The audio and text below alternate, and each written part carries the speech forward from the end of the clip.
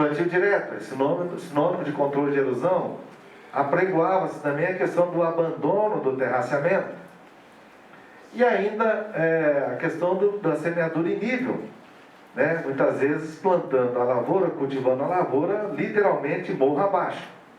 Não só cultivando, como também fazendo a aplicação dos agrotóxicos, né? Fazendo manejo fitossanitário, sempre pulando os terraços, morro abaixo. Esquecendo-se que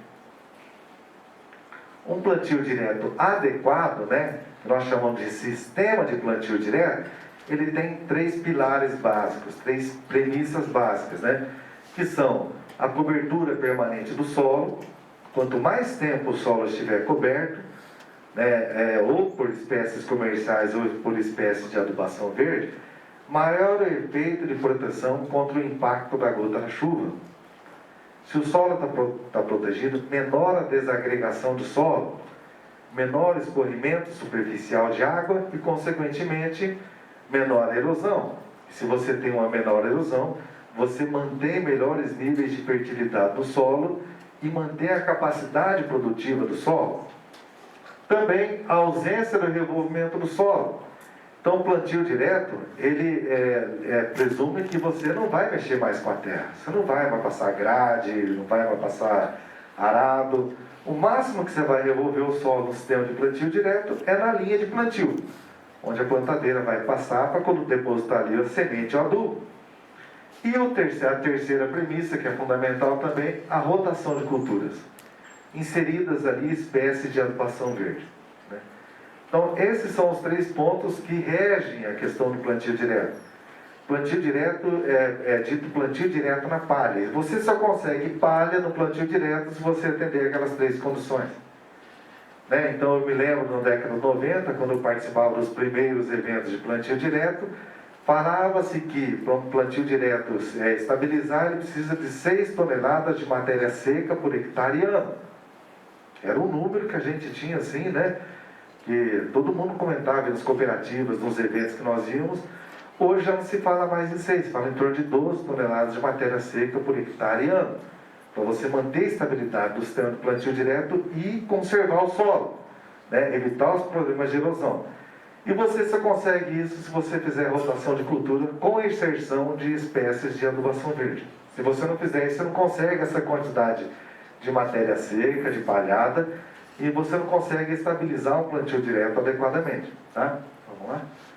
E é como aqui, coincidentemente falaram aqui, né? Que qual a condição ideal do solo, né? A agricultura verdadeiramente conservacionista e, portanto, sustentável, necessita idealmente de um solo manejado que se aproxima das características de um solo sob floresta, né? Ou seja, com grande quantidade de biodiversidade. Quando você pratica esse binômio, nós estamos cansados de ver, né? Soja no verão e milho safrinha no inverno, isso não é biodiversidade, né? Isso é uma sucessão de culturas. Então, como é que você vai conseguir essa biodiversidade? Fazendo rotação de culturas, inserindo nesse contexto espécie de adubação verde, deixando o solo o mínimo possível descoberto, sempre com cobertura. Serrapilheira espessa, ou seja, grande quantidade de matéria orgânica sobre o solo, raízes vivas e efetivas. Quanto mais vivas e efetivas estiverem as raízes, maior é a mobilização de nutrientes que essas raízes conseguem fazer. Ou seja, e especialmente algumas espécies de adubação verde, como o sistema radicular agressivo e profundo, ela consegue mobilizar nutrientes de partes mais profundas do solo, de modo a permitir que esse nutriente seja mobilizado para as partes mais superiores da planta, que depois vão retornar ao solo na forma de palhada, que mineralizado vai devolver os nutrientes para o solo. Não é isso? Ainda sempre vegetada, com a maior parte do tempo o solo coberto por vegetação. Ok? Essa é a condição ideal. A própria natureza nos ensina isso. Vamos lá? Então, quando a gente fala em sistema de plantio direto, né, como é que pode ser entendido? É como um sistema de gestão da terra que maximiza a biodiversidade, a atividade fotossintética, promovendo o desenvolvimento de raízes ativas e efetivas e proporcionando uma boa cobertura do solo para gerar de forma econômica produtos diversificados e melhorar a qualidade ambiental. Né? Então esse que seria um sistema ideal de cultivo, né? Que você vai conseguir fazer uma boa conservação do solo. Daí a importância de tudo que eu comentei, né? A integração das práticas conservacionistas. Então, não tem por que você fazer um trabalho de adequação de estradas se as áreas adjacentes à estrada não estão devidamente conservadas. Né? Com um sistema de plantio adequado, né? Com um sistema de plantio direto, com um terraçamento mecânico bem feito, porque se você investe um recurso pesado, né? Não sei se vocês vão falar em termos de custo, alguma coisa, mas se você faz um investimento pesado na melhoria de uma estrada, e nas áreas adjacentes você não faz a conservação dos solos, a erosão em pouco tempo vai acabar com a tua estrada. Não é isso? Então nós temos que pensar de um modo integrado. E não adianta você querer fazer plantio direto se você não tem terraçamento mecânico. Então, daquelas 3 premissas básicas, eu até diria que seria necessário você colocar uma 4ª premissa básica para um sistema de plantio direto adequado, que é a questão do terraçamento mecânico. Né? Vamos lá? E aqui a gente vê alguns exemplos. Né?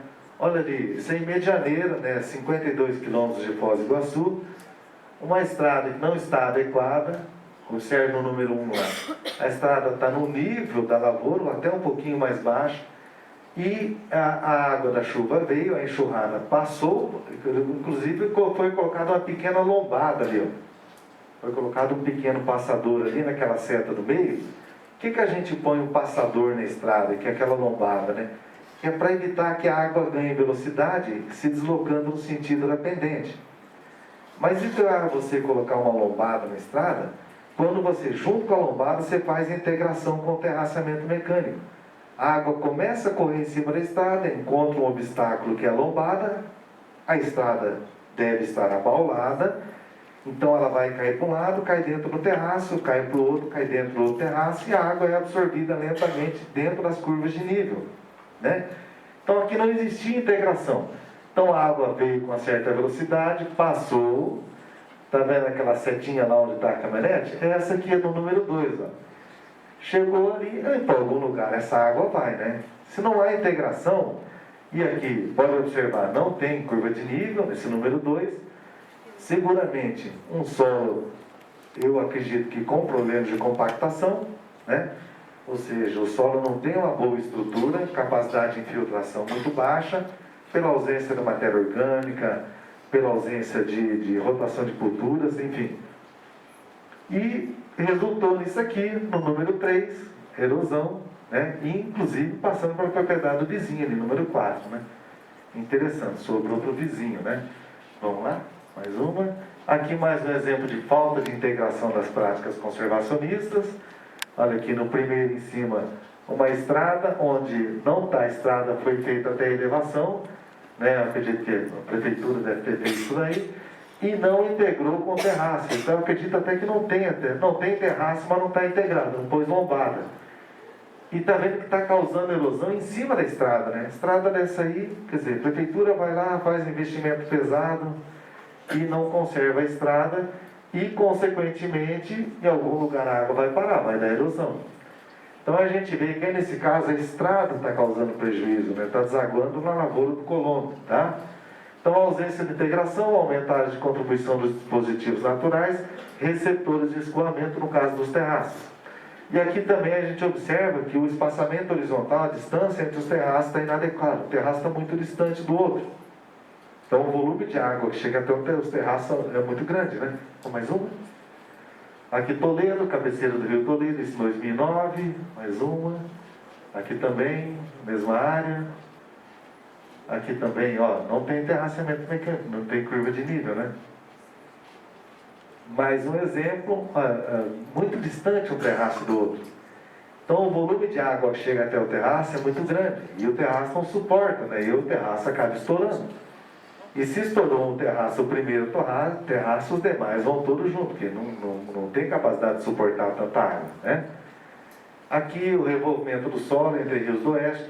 Esse aqui é um problema que a gente está observando, que se dá muito em conta de um fator que está se tornando muito comum, que é a resistência de algumas plantas daninhas ao glifosato.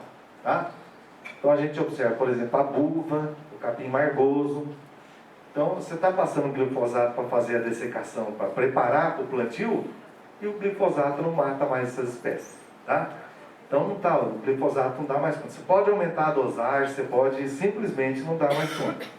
E muitas vezes os agricultores, quando se veem por uma falha de manejo até, por que criou resistência? Criou resistência porque ao longo de muitos anos o glifosato foi usado indiscriminadamente, né? Muitas vezes com subdosagem, aplicando-se o produto em condições inadequadas, condições de baixa umidade do solo, baixa umidade do ar, em horários inadequados para fazer uma aplicação, em que a evaporação do produto é muito grande, e com o tempo essas espécies foram adquirindo resistência.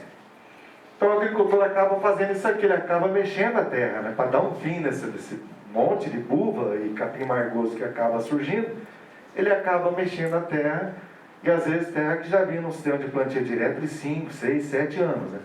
Então isso é péssimo para a conservação dos solos, aumenta a tendência de erosão, escorrimento superficial de água, enfim. Não é?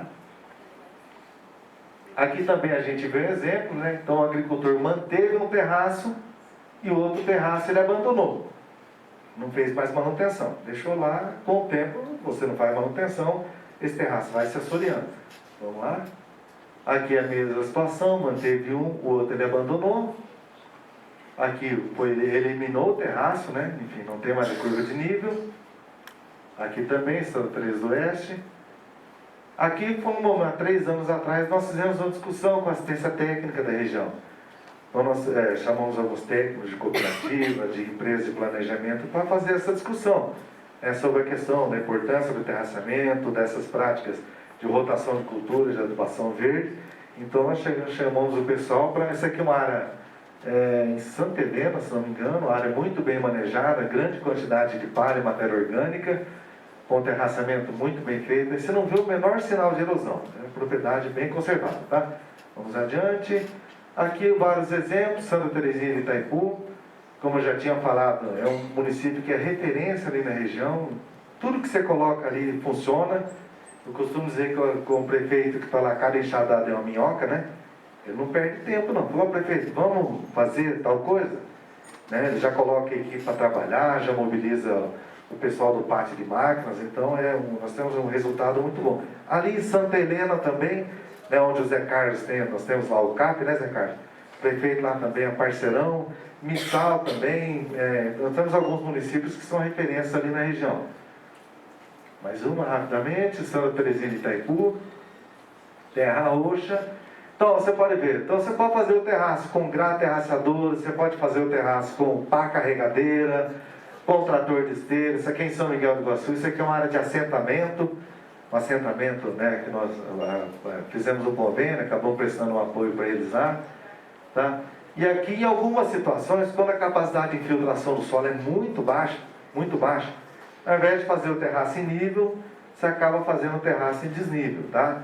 Então você conduz a água, né? Então, se você tenta fazer um terraço em nível, que não tem capacidade de absorção do solo, ele vai estourar.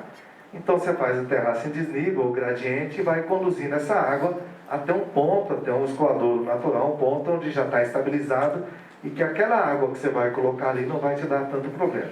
Tá? Um desnível de no máximo 1 para 1000, ou seja, 1 metro de desnível para cada 1000 metros de comprimento, e terraço de no máximo 600 metros, tá? De modo que a água não ganhe muita velocidade e você consiga manejar bem essa área. Mais um exemplo lá adiante, São José das Palmeiras, estamos encerrando já. Mundo Novo também, área de pastagem, né? É muito importante se fazer o terraçamento também. E aqui em Ramilândia, não só em Ramilândia, como outros municípios, em que a Emater tem nos prestado um apoio muito importante nesses trabalhos. Nem todo município da região lá conta com técnico da Emater, né?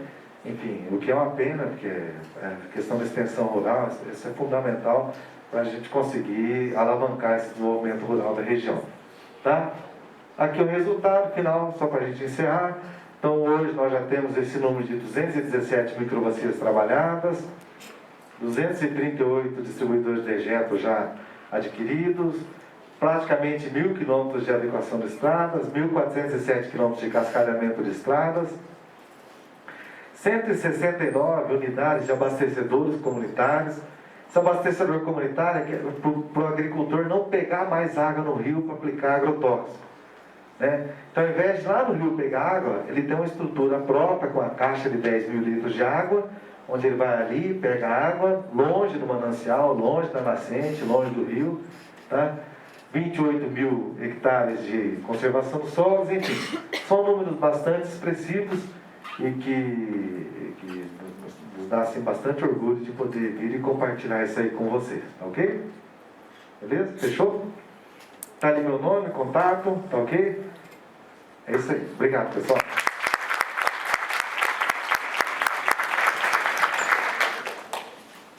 Obrigado, Rubens. Boa tarde a todos.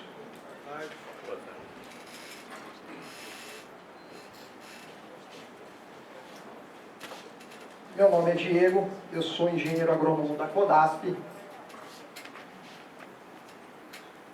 Na programação de vocês aí, o nome para esta data era o Henrique Fraga, que é o gerente aqui da unidade em Presidente Prudente. Ele, infelizmente, perdeu o pai essa madrugada. Estou aqui, vou usar, substituí-lo hoje, tá? O Rubens, com a experiência dos diversos programas lá na Itaipu, deu um panorama geral. Nós vamos aqui falar um pouco da recuperação de estrada no Pontal do Paranapanema, no Oeste Paulista, tá? Um pouco da experiência da CODASP nessa região. Diferente aí da Itaipu, que tem vários programas, a CODASP ela é uma empresa que trabalha quase que exclusivamente com recuperação de estrada rural. Portanto, vai ser o nosso principal assunto aí, tá? E ela faz isso através do programa Melhor Caminho. A CODASP é uma empresa de motomecanização agrícola ligada à Secretaria da Agricultura, aqui do Estado de São Paulo. Ela é uma empresa de economia mista, só que grande parte dela pertence ao governo do Estado, são 99,98% do governo do Estado, 0,02% de acionistas. E ela está dividida, né, em 4 centros de negócios. Tem a sede em São Paulo, são 4 centros de negócios, que é Presidente Prudente, Rio Preto, Campinas e Bauru. O Estado de São Paulo tem 645 municípios, então essa divisão aí ela não consegue ser igualitária. Prudente, acho que é responsável por 120 e poucos municípios, Rio Preto 160 e alguma coisa, Bauru 140 e poucos municípios, e o CN de Campinas, que é o maior, abrange uma área maior, é responsável por 240 municípios. Tá?